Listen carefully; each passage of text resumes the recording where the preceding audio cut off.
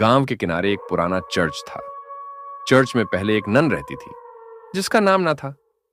लोग कहते थे कि ना एक बहुत ही धार्मिक और संप्रत नंद थी, लेकिन उसकी किस्मत में कुछ भयानक लिखा था। कई साल पहले चर्च के अंदर अजीब घटनाएं होने लगी। कभी कभी लोगों को रात में चर्च से चीखने की आवाज सुनाई देती थी।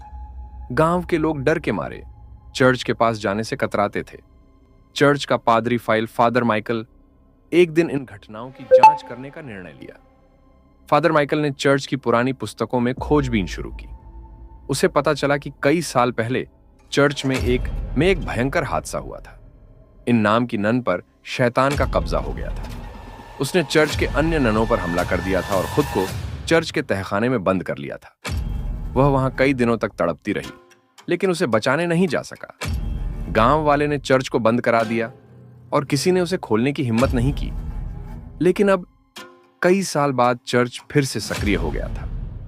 फादर माइकल ने थकाने की ओर जाने का निश्चय किया, जहां ना को कैद किया गया था। उसने तहखाने का दरवाजा खोला और अंदर अंधेरा पाया। जैसे ही वह तहखाने में घुसा, उसे ठंडक महसूस। हाँ, में एक अजीब गंध थी, मानो किसी ने वहां बहुत समय से सफाई नहीं की थी। अचानक उसने किसी के कदम की आवाज सुनी। वह मुड़ा, लेकिन वहां कोई नहीं था। तभी एक धीमी आवाज में उसने उसे पुकारा, फादर, मुझे बचाओ। फादर माइकल को समझ में आ गया कि यह ना कि आत्मा थी जो अब भी उत्ता खाने में फंसी हुई थी। उसने प्रार्थना शुरू की, लेकिन आवाज और तेज होने लगी। ना कि आत्मा अब उसके सामने प्रकट हो चुकी थी। उसका चेहरा विकृत और उसकी आंखें काली थी।